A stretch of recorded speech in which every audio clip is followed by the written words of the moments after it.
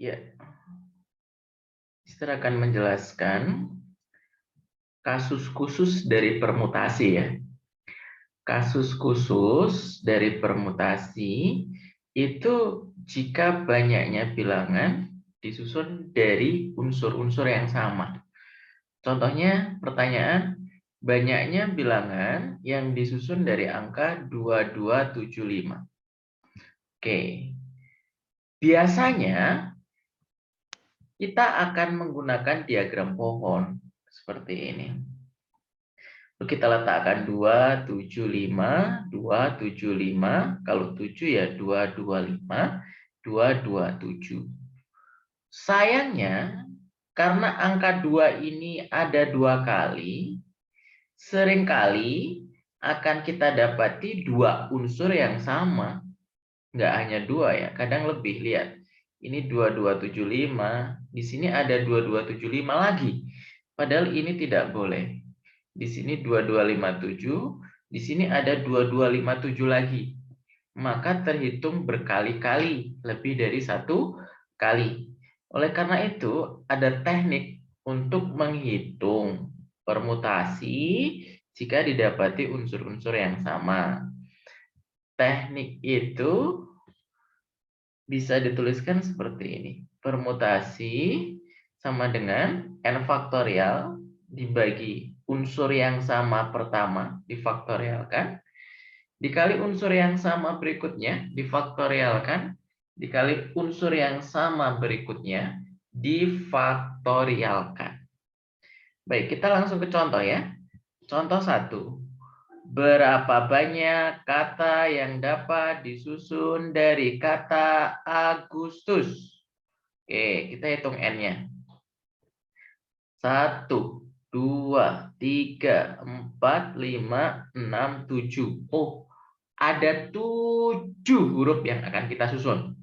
Oke, ada 7 huruf yang akan kita susun. Kita lihat. Oke, A ada berapa? A ada 1. G ada 1. U ada 2. S ada 2. T ada 1. 1, 2, 3, 4, 5, 6, 7. Pas ya. Berarti banyak kata yang dapat disusun itu adalah permutasi dari n faktorial dibagi k faktorial kali L faktorial kali M faktorial. Kita bisa tulis 7 faktorial N, banyak dari semuanya, dibagi A, jumlahnya hanya 1. 1 faktorial, nggak terlalu ngaruh sih, ditulis boleh, nggak juga boleh. Dikali 1 faktorial, dikali 2 faktorial, dikali lagi 2 faktorial, terakhir kali 1 faktorial, yang nggak ngaruh. Oke, kalau di sini cuma ditulis 7 faktorial dibagi 2 faktorial kali 2 faktorial. Seperti di sini, dan hasilnya 1260. Begitu. Oke, bisa dipahami saya. Baik, kalau bisa lagi A. Berapa banyak kata yang dapat disusun dari kata Gajah Mada? Seperti tadi ya, kita hitung N-nya. Ada 1, 2, 3, 4, 5, 6, 7, 8, 9. N-nya 9. Lalu G-nya ada 1. A-nya ada 4. C-nya ada 1. H-nya ada 1. M-nya ada 1. D-nya ada 1. Oke, kita bisa hitung banyak kata yang bisa disusun sebagai n faktorial dibagi k faktorial dikali L faktorial dikali M faktorial. Oke, saya tulis N-nya 9 faktorial. Lihat, ini cuma 1, 1, 1, 1, 1. Tidak begitu berpengaruh dalam perkalian. Maka kita ambilnya 4 ya. 4 faktorial. Yang didapat seperti ini, tinggal dihitung ya, 15.000 120. Seperti itu. Itu contoh yang pertama. Contoh yang kedua menggunakan angka ya. Berapa banyak bilangan 7 angka yang dapat disusun dari angka-angka? Lihat, 4-nya ada 3, 5-nya ada 3, 7-nya ada 1. N-nya ada berapa? N-nya ada 7 ya.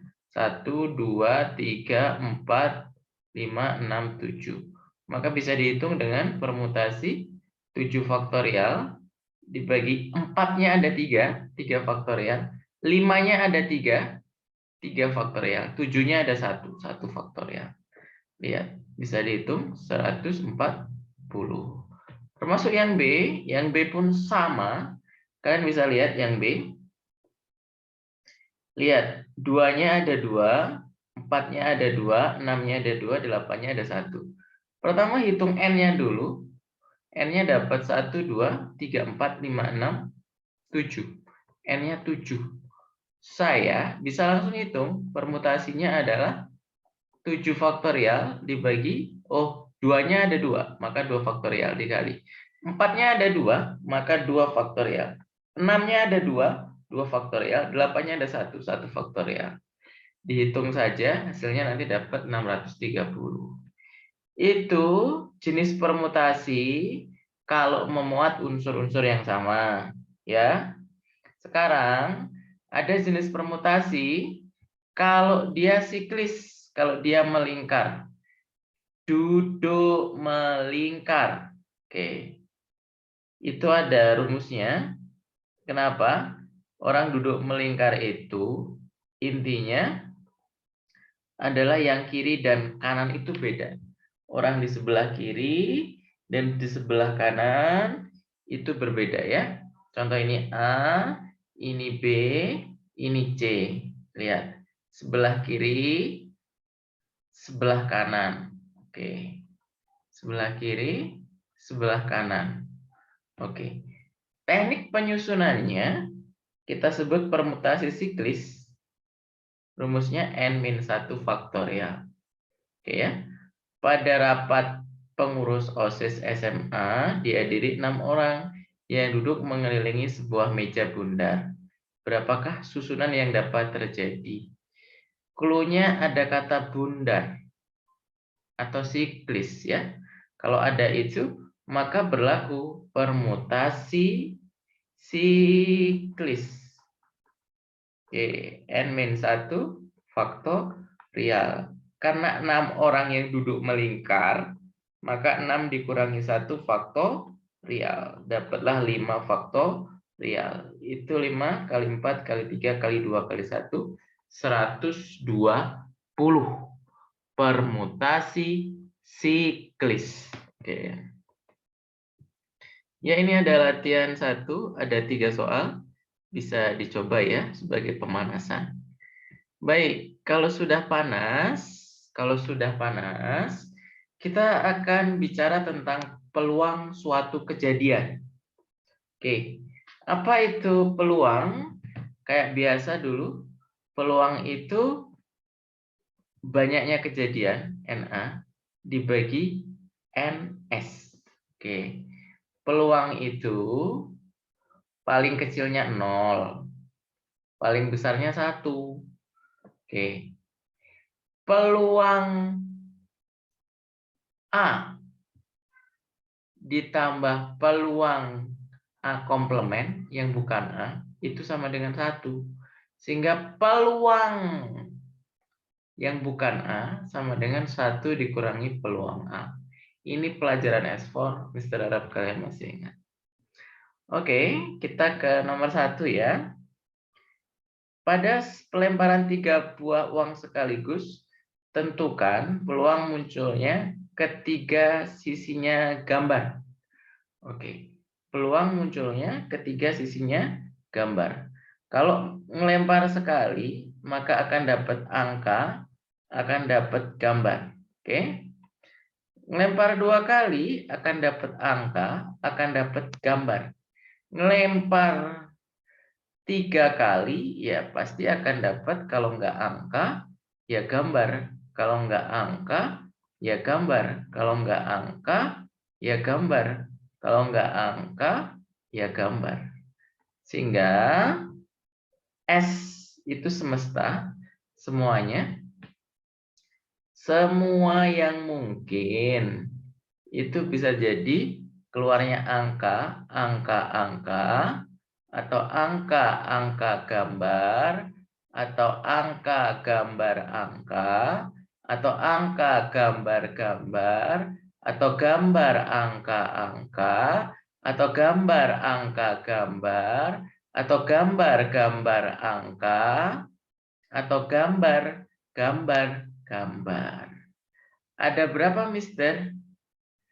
Kemungkinan ada berapa, kita hitung ya. NS-nya ada berapa ya? 1, 2, 3, 4, 5, 6, 7, 8. Oh, NS-nya ada 8.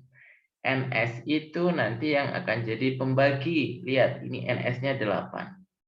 Atau tadi juga bisa dihitung dengan kemungkinan muncul 2 kan. Nah, dipangkatkan dengan 3 karena koinnya ada 3. 2 pangkat 3 adalah 8. Bisa seperti itu. Pertanyaannya, ketiga sisinya gambar. Wah, peluang muncul ketiga sisinya gambar. Yang ketiga sisinya gambar itu cuma yang mana? Yang ini 1. Ada lagi tidak yang ketiga sisinya gambar? Oh, enggak ada.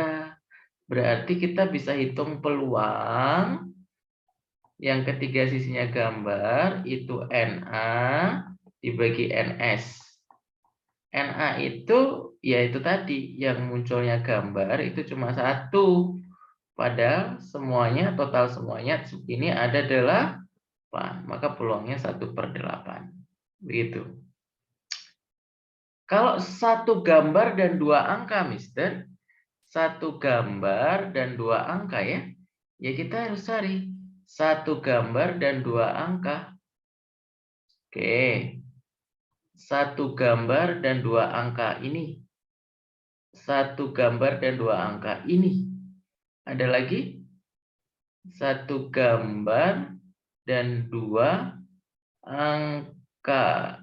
Aduh, ada lagi nggak ya? Oh, ini ada 3. Oke ya.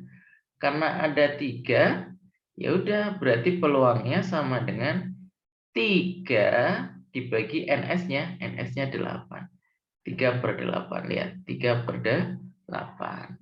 Itu prinsip pertama ya. Oke. Lanjut, kita ke contoh soal yang kedua. Dalam kantong ada 6 kelereng merah dan 5 kelereng putih.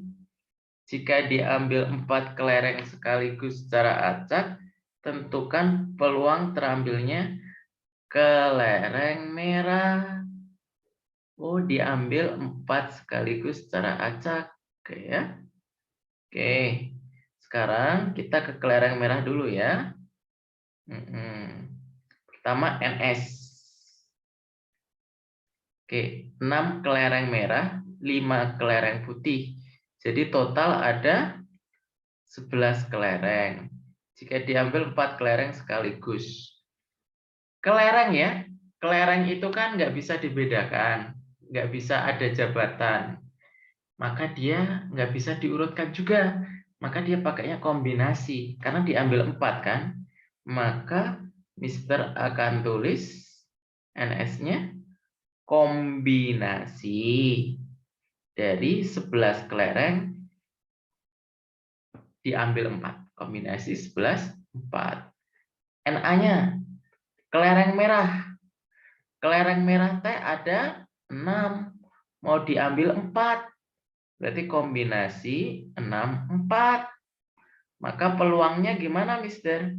Kombinasi 6, 4 dibagi kombinasi 11, 4.